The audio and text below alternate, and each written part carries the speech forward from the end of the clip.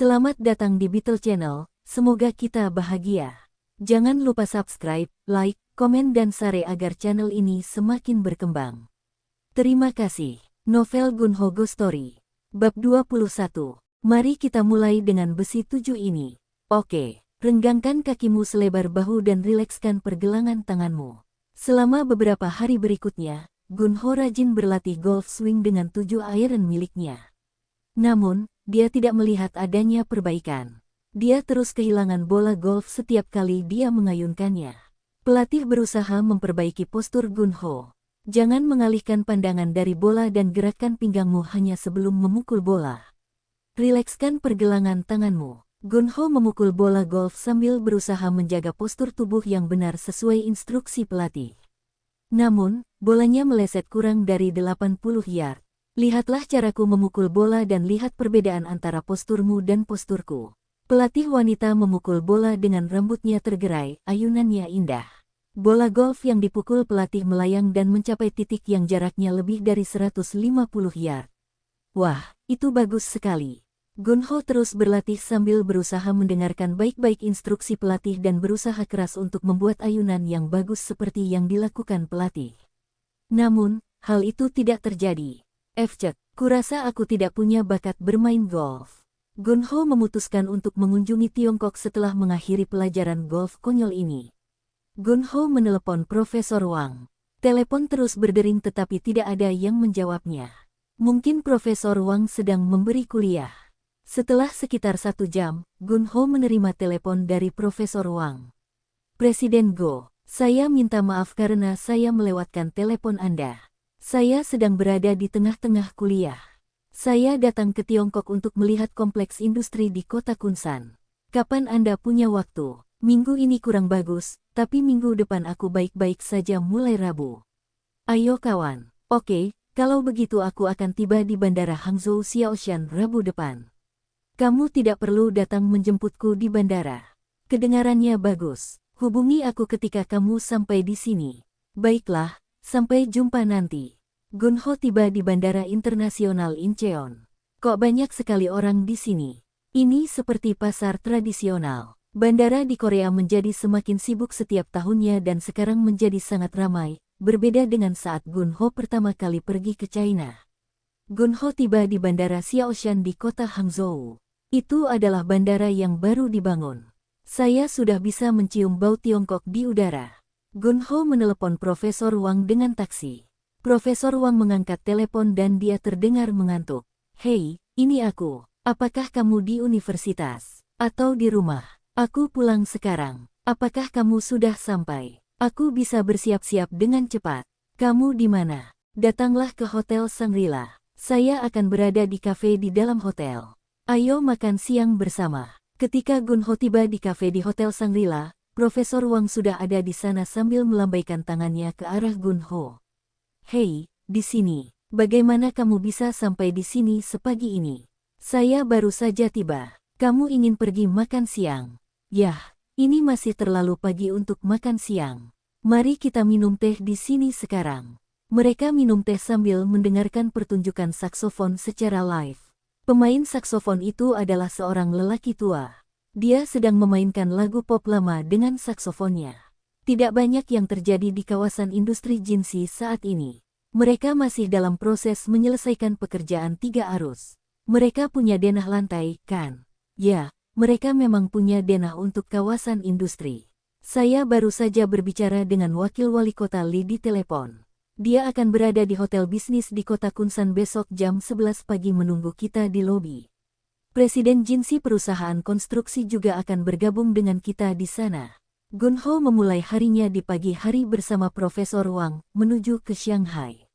Gunho ingin menyewa mobil dan berkendara ke Shanghai, tetapi Profesor Wang membujuknya untuk tidak melakukannya dan menyarankan untuk naik bus ekspres ke Shanghai dan kemudian naik taksi ke sana untuk pergi ke kota Kunsan. Menyewa mobil terlalu mahal. Ayo naik bus ekspres saja, meski agak tidak nyaman. Sesampainya di Shanghai, mereka naik taksi menuju tujuan akhir mereka, kota Kunsan. Taksi itu melaju di jalan tol G2 Jinghu dan mereka membicarakan tentang usaha patungan tersebut. Profesor Wang, Anda bilang Anda akan berpartisipasi dalam usaha patungan, kan? Ya, tapi saya belum begitu yakin. Mungkin sulit bagi saya untuk berpartisipasi. Profesor Wang menghela nafas. Apa yang salah? Saya masih ingin berpartisipasi. Saya bermaksud mengambil 5% saham, jadi perusahaan konstruksi Jinsi Kota Kunsan akan mengambil 50%, dan perusahaan Korea akan mengambil 45%. Itulah rencana awalnya. Faktanya, Tiongkok biasanya tidak membagi bagian 50-50 ketika mereka mendirikan usaha patungan internasional dengan negara lain karena hak pengelolaan.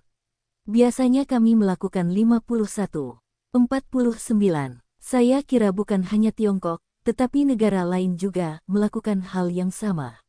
Apakah mereka berusaha mencegah kemungkinan intervensi dalam pengelolaan usaha patungan dari perusahaan asing? Itu benar. Tentang apa bagian 5% itu? Itu adalah sesuatu yang saya dan teman-teman ingin lakukan untuk Sekangli. Kami ingin memiliki sejumlah saham dalam usaha patungan tersebut dengan dana yang akan kami sumbangkan dan setelah kami menghasilkan uang darinya, kami akan membantu dan mendukung Sekangli. Bantuan atau dukungan apa yang dibutuhkan Sekangli? Sekangli adalah pria yang cerdas dan menjanjikan dengan masa depan cerah. Dia adalah orang jujur yang tidak mudah korup seperti banyak politisi lainnya. Kakeknya adalah anggota tentara Rute ke-8 dan dia juga berpartisipasi dalam perang, dan ayahnya dulu bekerja sebagai hyunjang sesuai dengan gubernur daerah di Korea. Dia adalah pria yang saleh dan dihormati. Apa hubungannya dengan mendukungnya? Kami ingin dia tetap seperti sekarang ini. Saat dia bekerja sebagai pejabat tinggi, dia bisa menghadapi banyak godaan karena uang. Jadi, saya dan teman-teman ingin menghasilkan uang dengan berpartisipasi dalam usaha patungan dan dukung Sekangli dengan uang yang kami hasilkan darinya.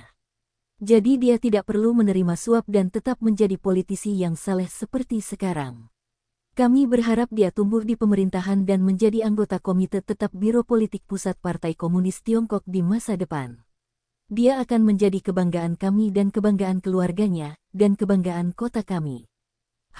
Kami punya niat baik ini, tapi kami tidak punya uang. Usaha patungan akan dimulai dengan modal $3.000 AS, 5% dari $3 juta adalah $150.000. Kami sudah berusaha mengumpulkan uang tetapi tidak mudah untuk mencapainya, jumlah itu. Sekangli tidak tahu tentang rencana kita. Dia akan marah jika dia mengetahuinya. Dia lebih tegas dari kelihatannya. Dia adalah pemimpin Liga Pemuda Komunis Tiongkok. Dia adalah orang yang sangat menghargai diri sendiri. Dia tumbuh di keluarga yang sangat dihormati dan lulus dari Universitas Beijing. Meski begitu, dia memulai karirnya dari bekerja di sebuah pabrik. $150.000 adalah jumlah uang yang besar di Tiongkok. Bahkan Presiden Alibaba Marwin, salah satu orang terkaya di dunia memberikan pidato yang penuh semangat untuk menarik investor karena dia tidak memiliki 500.000 yuan. Jadi, apakah kamu menyerah untuk berpartisipasi dalam usaha patungan? Saya rasa harus. Saya yakin kawasan industri akan untung meski hanya ada 50 badan usaha asing yang masuk ke kawasan industri. Tapi tidak mudah untuk mewujudkannya. Akan sangat sulit untuk menarik 50 perusahaan asing. Bahkan di Korea, orang mengatakan sulit untuk berhasil memiliki bisnis di Tiongkok. Kami menyadarinya. Namun, lokasi kawasan industri ini sangat bagus. Kota Kunsan terletak di antara dua kota besar, Shanghai dan Suzhou. Selain itu, kota Kunsan akan memberikan keuntungan yang sangat baik bagi perusahaan asing seperti perusahaan asing, pajak perusahaan yang rendah. Saya yakin mereka akan melakukan presentasi di Korea dan Jepang untuk menarik investor asing dengan memperkenalkan dan menjelaskan proyek tersebut. Namun menurut saya, perusahaan asing yang sudah ada di China akan sangat tertarik. Mereka mungkin saat ini menghadapi beberapa kesulitan dalam menjalankan bisnis mereka di Tiongkok seperti sewa yang sangat mahal atau transportasi produk yang tidak masuk akal. Jadi perusahaan asing tersebut akan memindahkan lokasinya ke kota Kunsan. Anda akan lihat, jika perusahaan asing yang baru datang adalah 30% dari seluruh entitas asing yang akan pindah ke kawasan industri, maka 70% sisanya adalah perusahaan yang sudah menjalankan bisnis di Tiongkok. Kita hampir sampai. Ketika Gunho dan Profesor Wang memasuki lobi hotel bisnis, wakil wali kota Li yang sedang duduk di kursi berdiri. Hei, Gunho Go. Hei, Sekang Li. Bagaimana kabarmu? Mereka saling menyapa dengan jabat tangan. Oh, izinkan saya memperkenalkan dia. Ini adalah Presiden Perusahaan Konstruksi Jinsi di Kota Kunsan. Presiden perusahaan konstruksi adalah seorang pria kelebihan berat badan yang berkacamata. Dia tampak seperti berusia awal 50-an. Saya Gunho Go. Saya Chingkueo Seon. Profesor Wang juga berjabat tangan dengan pria tersebut dan bertukar kartu nama mereka. Gunho, Presiden Seon akan menunjukkan Taman Industri Jinsi hari ini. Saya ada pertemuan penting yang harus saya hadiri. Setelah Anda pergi melihat kawasan industri, bergabunglah dengan saya untuk makan malam, oke? Makan malam-malam ini akan disuguhi oleh Kota Kunsan sebagai jamuan makan malam resmi untuk tamu kami. Presiden Seon membawa mobilnya. Seorang sopir sedang mengemudikan mobil. Mereka bilang itu Buick Excel, tapi itu tidak terlihat terlalu mewah. Di Kota Kunsan terdapat banyak kanal kecil. Presiden Seon menjelaskan tentang hal itu. Daerah ini memiliki banyak danau dan situs bersejarah. Kota Jinsi di Kota Kunsan yang kami tuju adalah kota kecil sekitar 90 km persegi. Dekat sekali dengan kota Shanghai dan kota Suzhou. Oleh karena itu, perusahaan-perusahaan yang berada di kawasan industri Jinsi akan menghemat biaya logistik. Selain itu, lokasinya yang strategis akan memungkinkan mereka memiliki akses mudah ke pasar tenaga kerja yang kaya. Mereka tiba di kawasan industri. Itu hampir merupakan tanah kosong. Bendera merah dipasang di sana-sini di darat dan alat-alat berat sedang meraup tanah. Presiden Seon menyuruh sopir menghentikan mobilnya di depan papan nama yang berdiri. Begitu mereka turun dari mobil, Gunho bisa melihat dua pekerja yang memakai topi konstruksi berwarna kuning. Mereka berdiri di depan papan nama berdiri dengan tongkat panjang.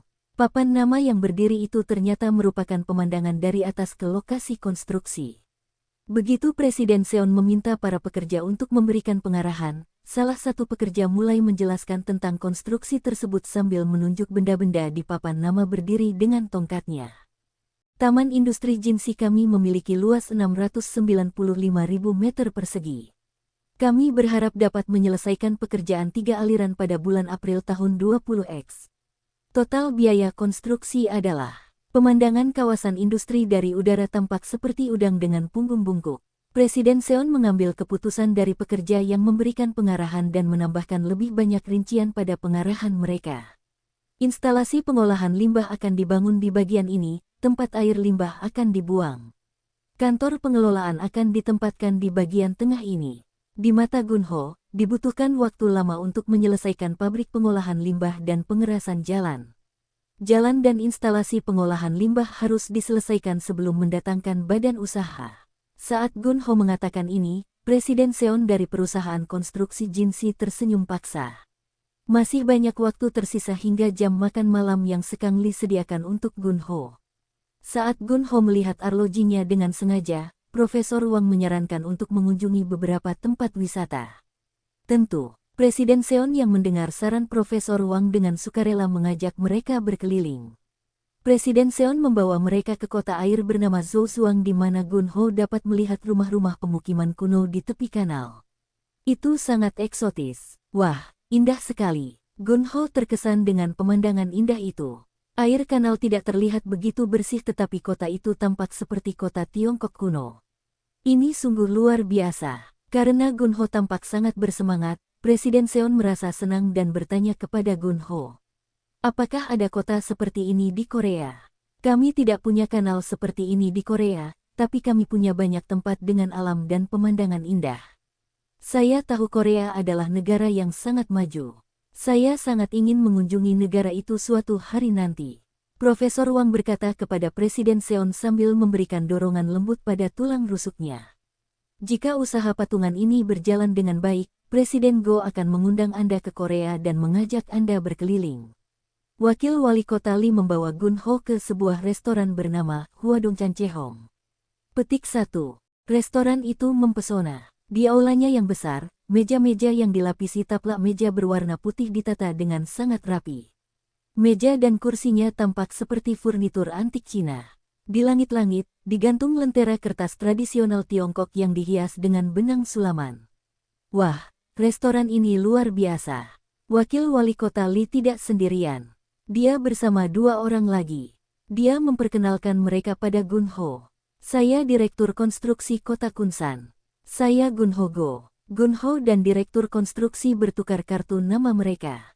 Wakil Wali Kota Lee juga memperkenalkannya kepada Profesor Wang. Presiden Go dan Profesor Wang adalah temanku. Wakil Wali Kota Lee juga memperkenalkan orang tersebut kepada Gunho. Pria ini mengenakan kacamata hitam meskipun berada di dalam gedung dan dia tampak seperti berusia 30-an. Saya seorang sopir. Gunho mengulurkan tangannya untuk berjabat tangan. Sepertinya dia adalah sopir yang mendampingi Wakil Wali Kota Lee. Ada 7 pria yang akan makan malam bersama di meja yang sama termasuk Presiden Seon dari perusahaan konstruksi Jinsi dan sopirnya. Makanan Cina mulai disajikan di meja Gunho. Ada kepiting air tawar goreng, udang, del. Presiden Go, saya benar-benar bersenang-senang di Korea karena Anda. Makanan Italia di Korea sangat enak dan saya juga menikmati tempat di Itaewon. Profesor Wang yang duduk di sebelahnya menambahkan. Aku yakin ini pengalaman pertama Sekang berada di tempat seperti itu. Haha, bagaimana denganmu, Jin? Kamu tidak punya kesempatan untuk pergi ke tempat seperti itu karena kamu begitu sibuk belajar di AS. Seharusnya ini juga pertama kalinya bagimu. Haha, sebenarnya ini pertama kalinya bagiku. Kudengar ada banyak tempat bagus seperti ini di Tiongkok juga, tapi aku belum mencobanya. Wakil Wali Kota Lee mengumpulkan semua gelas yang diletakkan di atas meja di depannya dan menuangkan minuman keras bening ke setiap gelas. Baijiu-lah yang mengandung 50% alkohol berdasarkan volume. Sambil membagikan segelas baijiu kepada semua orang di meja, Wakil Wali Kota Lee berkata, di Tiongkok, kami menyajikan 3 gelas minuman keras berturut-turut kepada seorang teman yang datang berkunjung jauh. Itu adalah etiket tradisional kami. Jadi, Presiden Go harus minum 3 gelas minuman keras berturut-turut. Semua orang di meja bertepuk tangan seperti yang dikatakan Wakil Wali Kota Lee. Setelah minum baijiu lagi, semua orang merasa baik.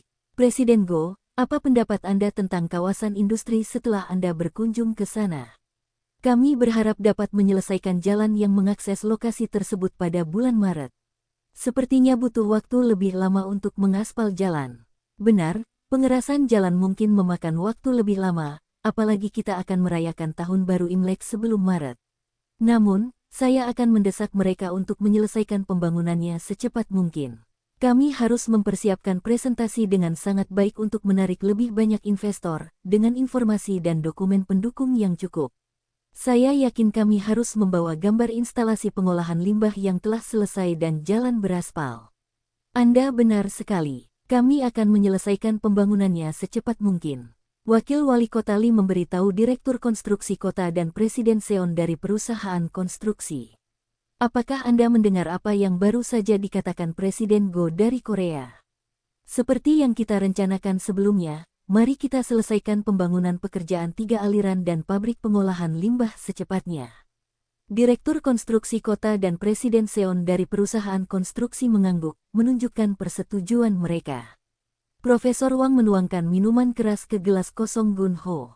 Gunho mengambil gelasnya dan bertanya, Wakil Wali Kota Lee, saya punya satu pertanyaan lagi. Maaf saya mengajukan terlalu banyak pertanyaan. Tidak, kamu harus menanyakan semua pertanyaanmu. Seorang pengusaha harus melakukan itu. Mengenai modal 3 juta dolar untuk kawasan industri, apakah Tiongkok akan berinvestasi dalam bentuk tunai juga? Tidak, Tiongkok akan berinvestasi dalam bentuk barang. Profesor Wang menambahkan penjelasan lebih lanjut atas nama Wakil Wali Kota Lee. Ingat kantor pengelola yang akan dibangun di tengah kawasan industri. Itu investasi dari China. Apakah biayanya setengah dari 3 juta dolar, 1,5 juta dolar?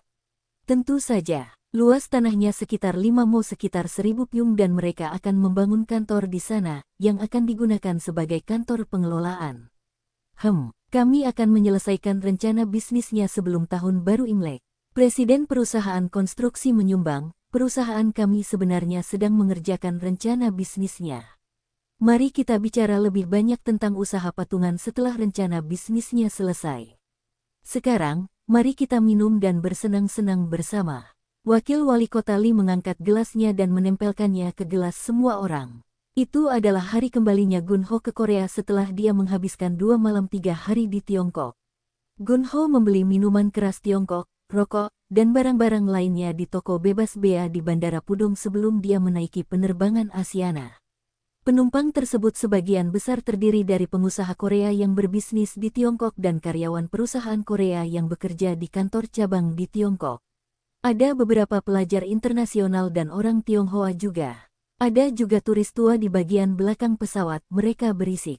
Gunho bersandar di kursinya, memejamkan mata dan memikirkan apakah dia harus berpartisipasi dalam usaha patungan.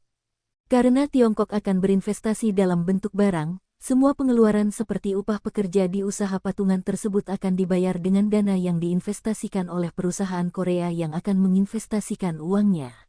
Dan begitu perusahaan-perusahaan mulai berdatangan, mereka akan menggunakan uang tersebut, yang akan dibayarkan oleh perusahaan-perusahaan tersebut untuk menjalankan bisnisnya. Gunho mengencangkan sabuk pengamannya ketika dia mendengar pengumuman dalam penerbangan yang memerintahkan dia untuk melakukannya, dan terus berpikir. Usaha patungan jenis ini tidak memerlukan dana besar untuk memulai dan menjalankannya. Jadi mereka tidak terlalu memerlukan co-venturer untuk pendanaannya. Namun, jika mereka mendirikan usaha patungan dengan perusahaan Korea, akan lebih mudah untuk menarik lebih banyak perusahaan Korea ke kawasan industri mereka. Pembayaran dari perusahaan yang datang ke kawasan industri akan diambil oleh perusahaan konstruksi Jinsi. Jadi, co-venturer perusahaan Korea itu lebih seperti agen yang menjual tanah dan pabrik, dan juga akan melakukan pengelolaan di masa depan. Jika demikian, saya tidak dapat menghasilkan banyak uang dengan berpartisipasi dalam usaha patungan ini. Profesor Wang berkata bahwa ini bukanlah sebuah jackpot, tapi ini jelas merupakan bisnis sapi perah. Penerbangan mulai berjalan di landasan. Untuk usaha patungan, modal untuk berinvestasi cukup rendah. Saya dapat memiliki 50% saham hanya dengan 1,5 miliar won. Sekang Lee akan terus mengembangkan karirnya di pemerintahan Tiongkok. Haruskah saya tetap berbisnis dengannya dan menjalin hubungan baik dengannya? Jadi saya mungkin menerima bantuan besar darinya suatu hari nanti. Gunho mengambil keputusan. Dia memutuskan untuk berinvestasi di usaha patungan tersebut bukan demi uang tetapi untuk kekuansi, jaringan dekat dengan Sekang Lee. Namun, dia juga tidak mau kehilangan uang. Dia akan meninjau rencana tersebut secara menyeluruh dan membuatnya berhasil. Gunho dengan anggun memikirkan bisnis dan persahabatannya ketika pria Korea berusia 50-an yang duduk di sebelah Gunho mulai berbicara dengan keras. Gunho ingin menyuruh mereka diam tetapi dia tidak melakukannya karena dia tidak ingin membuat keributan. Mereka adalah sekelompok pria Korea yang berpenampilan mesum dan berbicara mesum. Sial, sangat sulit menghasilkan uang di Tiongkok. Aku bahkan tidak bisa mengirimkan 1 sen pun kepada keluargaku di Korea selama setahun terakhir. Saya menerima segala macam inspeksi di pabrik kecil saya seperti inspeksi lingkungan, inspeksi sistem kebakaran, dan inspeksi kebersihan. Ada terlalu banyak inspeksi. Gaji yang saya terima dari perusahaan Korea di Korea, orang China mencoba mengambil sejumlah pajak penghasilan darinya. Cek, milikku juga. Sial, orang-orang seperti kami yang bekerja keras di Tiongkok tidak menghasilkan uang, dan Asiana Air ini menghasilkan uang karena kami. Mungkin sebaiknya kita naik China Eastern Airlines. Biayanya murah. China Eastern Airlines tidak nyaman. Asiana sialan ini seharusnya menurunkan tarifnya. Saya dengar Presiden Asiana bertengkar dengan saudaranya. Mungkin ini tentang siapa yang akan mengambil alih perusahaan. Itulah masalah orang kaya. Orang-orang itu banyak berbicara dengan suara keras beberapa saat sebelum mereka tertidur setelah makan di pesawat. Gunho melihat awan putih di luar jendela. Uang-uang itu baik, tentu saja. Jika saya menjadi sangat kaya, apakah saya akan bertengkar untuk mendapatkan lebih banyak uang? Berapa banyak uang yang mereka perlukan untuk menghentikan pertengkaran antar saudara? Ada perkelahian antar anggota keluarga dalam keluarga yang sangat kaya seperti Lotte dan Kumho Asiana, dan juga Samsung dan Hyundai juga pernah bertengkar hebat beberapa waktu lalu. Gunho memiliki perasaan campur aduk dan terus menatap awan di luar jendela. Gunho memutuskan untuk meningkatkan modal GH Development dengan menerbitkan saham baru, jika tidak, perusahaannya akan terlihat terlalu kecil dengan modal kecil dan penjualan tahunan. Dia akan meningkatkan modal awal 300 juta won menjadi 1 miliar won. Dengan begitu, perusahaan Gunho akan terlihat lebih baik saat bergabung dalam usaha patungan tersebut. Nona Ji Yang Jong, ya, ingatkan Anda saat kita mengakuisisi 3 Onerumtel, saya menambahkan dana pribadi saya ke modal perusahaan sebesar 300 juta agar mendapat cukup dana untuk membelinya. Dan Anda mencatatnya sebagai dana yang berasal dari CEO perusahaan, bukan? Ya, saya lakukan. Kami akan meningkatkan modal perusahaan kami menjadi 1 miliar won. Saya sudah menyetorkan tambahan 300 juta won ke rekening bank bisnis utama kami. Jadi gunakan 300 juta yang baru saja saya setorkan dan sebagian dana yang sebelumnya ditambahkan ketika kami mengakuisisi Onerumtels untuk meningkatkan modal kami menjadi 1 miliar won. Mengapa Anda tidak pergi ke kantor konsultan hukum bersertifikat siang ini? Tentu, aku akan melakukannya. Mereka akan menyusun notulen rapat dewan untuk menerbitkan saham. Kantor itu membantu saya mendirikan perusahaan ini sehingga mereka mengetahui bisnis kita.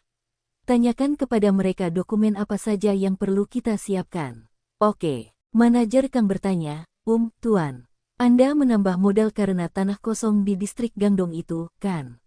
Tidak, saya sudah memikirkannya dan memutuskan untuk membeli tanah itu atas nama saya daripada menggunakan nama perusahaan. Jika perusahaan mempertahankan 50% kepemilikan properti, pemilik properti lain mungkin akan mencoba menjual kepada kami dengan harga yang lebih tinggi. Itu benar. Lalu kenapa kamu menambah modal? Mari kita akuisisi 1 Onerumtel lagi. Kita akan mendirikan usaha patungan dengan China, dan modal serta penjualan tahunan perusahaan kita terlalu kecil untuk menjadi co-venturer.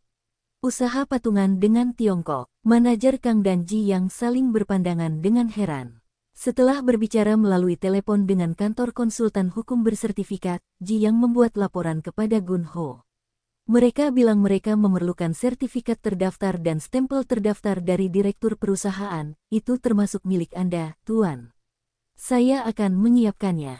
Mereka mungkin memerlukan stempel surat kuasa atau pernyataan persetujuan. Saya akan membawanya. Mereka bilang sudah punya anggaran dasar dan daftar direktur di kantornya. Tentu saja, saya akan menyiapkan laporan bank dan sertifikat stempel terdaftar perusahaan. Oke. Tolong lakukan itu. Gunho telah mendaftarkan ayahnya dan dirinya sendiri sebagai Direktur GH Development ketika dia membentuk perusahaan tersebut. Gunho menelepon ayahnya.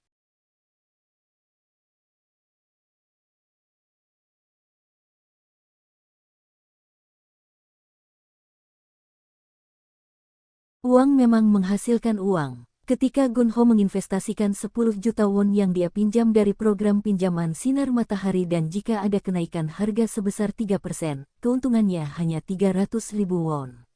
Dia menggunakan 300.000 won itu untuk membayar sewa onerumnya atau untuk memperbaiki kendaraannya yang lusuh, atau membeli minuman untuk dirinya sendiri. Terlebih lagi, dia harus membayar bunga pinjaman, yang akan membuat keuntungan kecilnya semakin berkurang. Begitu pula jika harga sahamnya naik. Jika harga sahamnya turun, ia akan mengalami kerugian pada saham, bunga pinjaman akan membuat kerugian semakin besar. Dia harus merampok Peter untuk membayar Paul jika itu terjadi. Bahkan dengan kenaikan harga hanya 3% dengan saham blue chip, saya menghasilkan 90 juta won. Itu adalah gaji tahunan para pekerja di sebuah perusahaan besar. Won Chul Jo yang lulus dari salah satu universitas ternama dan dengan bangga bekerja di perusahaan besar, dan pengagum teman sekelasku akan pingsan jika dia mengetahui hal ini. Gunho memeriksa rekening bank pribadinya. Dia menerima gajinya sebesar 4 juta won ditambah 2 juta won untuk sewa kantor dan telepon ke perusahaannya. Sepertinya Nona Ji Yang Jong berusaha keras mengirimi saya tepat 4 juta won untuk gaji saya setelah pajak. Jadi dia benar-benar memberi saya gaji sedikit di atas 4 juta won. Gunho menghasilkan uang tanpa berbuat banyak. Saat dia bekerja di pabrik, dia selalu harus mengeluarkan uang lebih banyak daripada penghasilannya, bahkan hanya untuk bernapas. Sekarang, dia menghasilkan banyak uang hanya dengan bernapas. Hari Thanksgiving Korea telah tiba. Gunho pergi ke rumah orang tuanya di kota Gueol, Incheon untuk mengadakan upacara peringatan leluhur. Ketika dia memasuki kondominium, dia bisa mencium bau masakan ibunya yang disiapkan untuk upacara peringatan. Gunho, kamu datang. Meja sudah disiapkan untuk upacara peringatan. Gunho memandang ibu dan ayahnya. Mereka terlihat bagus. Warna kulit mereka terlihat cerah dan rapi, dan berat badan mereka juga tampak bertambah, mungkin karena mereka telah hidup dengan baik di lingkungan yang lebih baik di kondominium baru ini. Mereka juga mengenakan pakaian baru yang bagus. Bagaimana pendapatmu tentang pakaianku? Kakakmu membelikan ini untukku. Adik Gunho, suaminya, dan Jong-ah berlari keluar kamar mereka. Pamanku ada di sini. Jong-ah mengenakan pakaian tradisional Korea berwarna-warni. Dia tampak seperti peri. Putriku, kamu semakin cantik setiap kali aku melihatmu. Gunho memeluk keponakannya. Adik Gunho dan suaminya berdiri dengan canggung. Mereka sepertinya tidak tahu bagaimana harus bersikap di sekitar Gunho karena mereka tinggal di sebuah kondominium yang dibelikan Gunho untuk orang tuanya. Namun, mereka terlihat baik dan sehat. Usai upacara peringatan leluhur, mereka mulai sarapan bersama di meja yang sama, menyantap makanan yang sama yang dihidangkan untuk leluhur. Gunho dapat mendengar suara tawa ibunya dan saudara perempuannya ikut tertawa bersamanya. Setiap kali Gunho mengunjungi rumah orang tuanya sebelumnya, dia selalu mendengar keluhan ibunya. Sekarang, dia tampak bahagia. Gunho juga merasa baik. Benar, inilah cita rasa hidup. Gunho meminum jeongjong yang diletakkan di atas meja. Bu, bolehkah aku memberi salam tahun baru kepada paman? Jong-ah mendesak ibunya untuk mengizinkannya melakukan ucapan tahun baru kepada Gunho sambil duduk di pangkuan ibunya. Tidak, Jong-ah. Hari ini bukan hari tahun baru, tapi hari Thanksgiving Korea. Gunho tertawa sambil merentangkan tangannya lebar-lebar. Tidak apa-apa, Jong-ah. Jika kamu mau, aku akan menerima salam tahun barumu sepenuhnya darimu. Jong-ah dengan cepat memberi hormat pada Gunho. Kamu mulai bersekolah, kan? Gunakan ini untuk membeli perlengkapan sekolahmu. Nikmati kehidupan sekolahmu. Gunho hendak menyerahkan 50.000 won kepada Jong-ah ketika saudara perempuannya menghentikannya. Beri saja dia 10.000 won. 50.000 won terlalu mahal untuknya. Dia terlalu muda untuk mendapatkan uang sebanyak itu. Jong-ah mengambil uang itu dan segera pergi ke kamarnya. Gunho bertanya pada ibunya. Bu, apakah bibi kadang-kadang mengunjungimu di sini? Ya, dia datang ke sini sekali. Dia hampir pingsan karena terkejut. Dia bilang dia pikir kami sedang bercanda ketika kami memberitahunya bahwa kamu membelikan kami sebuah kondominium 50 kyung. Ayah Gunho tersenyum sambil mendengarkan istrinya membicarakan episode tersebut dengan saudara perempuannya. Oh, apakah bibimu memanggilmu untuk memperkenalkan seorang gadis kepadamu? Dia melakukannya. Tadinya dia akan mengenalkanmu pada gadis berusia 38 tahun yang bekerja di Credit Union, kan? Wanita sialan. Beraninya dia mencoba memperkenalkan gadis yang jauh lebih tua darimu. Dia selalu mengira putranya adalah lebih baik darimu dan dia berusaha untuk tetap seperti itu. Keluh ibu Gunho, hentikan. Kenapa aku harus berhenti? Aku mengatakan yang sebenarnya. Wanita itu tidak akan pernah mencoba omong kosong seperti itu lagi karena dia melihat kita tinggal di kondominium yang bagus ini. Kakak ipar Gunho menuangkan jeongjong ke gelas Gunho. Ambillah minuman ini. Oh, seharusnya aku menuangkan gelasmu dulu. Gunho mencoba mengambil botol jeongjong dari saudara iparnya, tetapi saudara iparnya bersikeras untuk menuangkannya ke gelasnya terlebih dahulu. Apa yang kamu lakukan hari ini? Saya masih mengemudikan truk. Saya mengantarkan kain ke pedagang. Apakah kamu mendapat cukup pekerjaan? Yah, tidak apa-apa. Gunho ingin bertanya berapa penghasilannya, tapi dia tidak melakukannya. Kata adik Gunho sambil makan pancake Korea. Karena kami tinggal di kondominium ini, kami tidak perlu lagi membayar sewa. Jadi, menurutku kami bisa menabung dan membeli truk sendiri untuk melakukan pekerjaan transportasi, mungkin setelah 5 tahun atau lebih. Apa yang Anda maksud dengan mendapatkan truk sendiri dan melakukan pekerjaan transportasi dengannya? Ayah Gunho menjawab menantunya. Itu artinya kamu mengurusi urusan orang lain dengan trukmu sendiri. Itu benar, kata kakak ipar Gunho sambil menuangkan lebih banyak jeongjong ke gelas ayah mertuanya. Adakah yang bisa menjelaskan lebih lanjut? Gunho tidak sepenuhnya mengikutinya. Saya bisa bekerja di perusahaan angkutan dan melakukan pekerjaan pengangkutannya dengan truk saya sendiri. Jadi, meskipun truk itu milik saya, truk itu akan didaftarkan dan dijalankan atas nama perusahaan angkutan itu. Jadi, saya mengemudikan truk saya saja, tanpa khawatir mendapatkan cukup pekerjaan transportasi. Karena harga truk mahal, perusahaan angkutan kecil mempekerjakan supir truk dengan truknya sendiri ya. Belum tentu. Bahkan perusahaan angkutan besar pun mempekerjakan supir truk yang memiliki truk sendiri karena mereka membutuhkan puluhan truk. Selain itu, lebih mudah bagi mereka untuk menangani kecelakaan mobil dan asuransi. Masuk akal. Jadi truk-truk itu milik masing-masing pengemudi truk. Benar, sopir truk itu adalah wira swasta. Adik Gunho memotong pembicaraan. Jadi kakak iparmu ingin membeli truk seharga 100 juta won dan mendapatkan pekerjaan di perusahaan besar, itu mimpinya.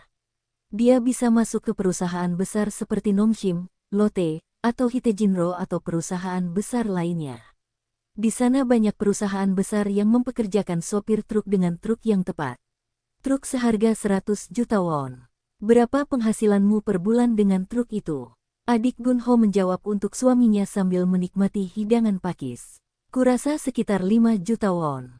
Kakak ipar Gunho melambaikan tangannya dengan bingung, memberi isyarat bahwa itu tidak sepenuhnya benar. Saya tidak dapat menghasilkan uang sebanyak itu. Saya harus memperhitungkan semua biaya yang harus saya keluarkan, seperti bahan bakar dan asuransi. Mungkin sekitar 3 juta won, menurut saya setelah dikurangi semua biayanya. 100 juta won. Saat Gunho berpikir, saudara iparnya berkata setelah meneguk minumannya. Harganya tidak sampai 100 juta won. Truk berbadan sayap seberat 4 atau 5 ton harganya sekitar 80 atau 90 juta won. Saya bisa mendapat pekerjaan di perusahaan besar dengan truk jenis itu. Pikir Gunho. Jika kakak ipar saya bisa menghasilkan 3 juta won per bulan dengan truk dan saudara perempuan saya mendapat 1,6 juta lagi dengan bekerja di pabrik cangkir kertas, total pendapatan bulanan mereka akan menjadi 4,6 juta won. Saya kira penghasilan itu cukup untuk 3 orang. Apakah kamu punya hutang? Kakak ipar Gunho menghela nafas panjang sebelum menjawab pertanyaan Gunho. Saya melakukan kesalahan dalam menjalankan bisnis saya 3 tahun lalu. Nilai kredit saya buruk sekarang, namun, saya mencoba melunasi utangnya secara bertahap. Saya telah mengajukan kebangkrutan pribadi dan saya membayar 500.000 won ke pengadilan setiap bulan untuk melunasi utangku. Gunho berasumsi bahwa saudara iparnya saat ini menghasilkan kurang lebih 2 juta won. Dia tahu itu karena dia pernah bekerja di pabrik sebelumnya. Jadi, sebelum keluarga saudara perempuannya pindah ke kondominium orang tuanya, mereka harus membayar 500.000 won ke pengadilan dan membayar sewa lagi sebesar 500.000 won, sehingga keluarga tersebut hampir tidak punya apa-apa lagi. Jadi adiknya harus bekerja di pabrik. Kakak ipar Gunho meneguk segelas jeongjong lagi. Saya sangat bersyukur kami bisa tinggal di kondominium ini karena Anda, Gunho. Dia tersenyum sambil menuangkan jeongjong ke dalam gelas Gunho. Gunho menghasilkan 90 juta won bulan ini dengan menginvestasikan 3 miliar won pada saham blue chip. Gunho berpikir sejenak sebelum mengambil keputusan. Ayo belikan dia truk dengan 90 juta won yang aku hasilkan dari stok. Itu lebih baik daripada membuka restoran atau kafe untuk dia operasikan karena dia tidak punya pengalaman di bidang itu, yang terlalu beresiko.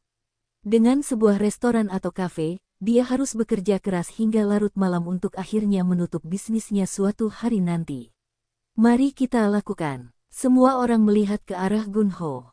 Kamu bilang truk berbadan sayap seberat 4 ton harganya 90 juta won, kan? Beli truknya, aku akan mengirimimu 90 juta won dan kamu memberi orang tuaku sejumlah uang secara teratur. Mata semua orang melebar saat melihat ke arah Gunho. Gunho sedang berpikir saat mengemudi di jalan tol Gyeongin.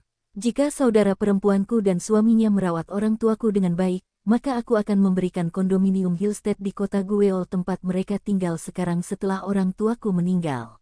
Dengan cara ini, Gunho berpikir dia tidak perlu mengkhawatirkan keluarga mereka lagi. Dia merasa beban di pundaknya terangkat. Dia merasa baik dan mulai bersenandung saat mengemudi. Catatan Jeongjong, anggur beras bening dan halus. Lelang kedua untuk lahan kosong di distrik Gangdong gagal seperti yang diharapkan. Gunho mengawasi tanah tersebut sambil menunggu saat yang tepat untuk membelinya dengan harga murah. Manajer Kang menyarankan Gunho untuk berpartisipasi dalam lelang ketiga tanah tersebut. Setelah mendapat laporan manajer Kang tentang tanah kosong, Gunho bertanya kepadanya sambil melihat kalender. Berapa harga awal untuk lelang ketiga? Harganya 3,6 miliar won pada lelang kedua, jadi akan turun menjadi 2,88 miliar won pada percobaan lelang ketiga. Apakah menurutmu aku harus menawarkan 3 miliar won? Nah, karena tanah tersebut merupakan hak sewa bersama dan hak milik yang dijual dalam lelang hanya sebesar 50% dari seluruh hak milik, maka kemungkinan besar hanya Anda yang akan menawar tanah tersebut. Saya kira kami dapat menawarkan jumlah yang sama dengan harga awal. Mari kita pergi ke pengadilan distrik Timur Seoul bersama-sama pada hari lelang ketiga. Baiklah, aku akan melakukannya. Dan, Tuan Ya, terakhir kali Anda menyebutkan bahwa Anda akan berpartisipasi dalam pelelangan dengan nama perusahaan kami, bukan nama Anda satu persatu. Oh, Anda khawatir dengan setoran penawaran. Saya akan mentransfer 300 juta won ke rekening bank bisnis. 300 juta won sudah cukup karena deposit penawaran adalah 10% dari harga penawaran. Manajer Kang, siapkan sertifikat stempel terdaftar perusahaan. Oke. Gunho menerima telepon dari manajer cabang perusahaan pialang saham. Halo, Presiden Go. Bagaimana kabarmu? Ini adalah manajer cabang perusahaan pialang saham. Oh, hai. Bagaimana kabarmu? Apakah ini saat yang tepat untuk berbicara? Ya, tidak apa-apa. Saya menelepon untuk merekomendasikan Anda saham Samsung Electronics. Saham tersebut sepertinya tidak banyak bergerak akhir-akhir ini, tapi harganya pasti akan segera naik di masa depan karena bisnis semikonduktor masih booming. Saham Samsung adalah saham berkapitalisasi besar yang pergerakannya sangat lambat. Bagaimana dengan saham perusahaan farmasi? Saham perusahaan farmasi sering dimanipulasi oleh sekelompok orang kecil, jadi saya tidak merekomendasikannya kepada pemain besar yang lembut seperti Anda. Haha, Samsung Elektronik Anda tidak akan menyesalinya. Anda akan bisa tersenyum setelah sekitar 3 bulan setelah Anda membeli saham mereka. Oke, harga per sahamnya sekitar 2.400.000 won. Kalau begitu, saya akan membeli 1.000 saham. Terima kasih, Tuan. Ngomong-ngomong, kenapa Anda tidak ikut saya bermain golf di lapangan? Terima kasih sudah bertanya, tapi saya tidak pandai bermain golf. Semoga harimu menyenangkan. Gunho membeli 2.000 lembar saham Samsung Electronics, bukan 1.000 lembar saham. Saya menginvestasikan sekitar 5 miliar won pada saham ini. Dengan asumsi harga sahamnya hanya naik 1% setelah 3 bulan, berapa banyak yang akan saya hasilkan? Haha, masih sekitar 50 juta won. Gunho mentransfer 90 juta won ke rekening bank saudara perempuannya, yang dia hasilkan dari investasi saham sebelumnya. Kakak, aku baru saja mengirimimu 90 juta won ke rekeningmu. Suruh suamimu membeli truk itu. Terima kasih, Gunho. Terima kasih. Jangan khawatir tentang ibu dan ayah. Saya akan menjaga mereka dengan baik. Gunho menutup telepon sebelum dia mulai menangis. Gunho memutuskan untuk belajar bermain golf, sehingga dia dapat memperluas jaringan sosialnya melalui itu. Ada begitu banyak orang yang menikmati bermain golf dan mereka menjadi lebih dekat satu sama lain dengan bermain bersama.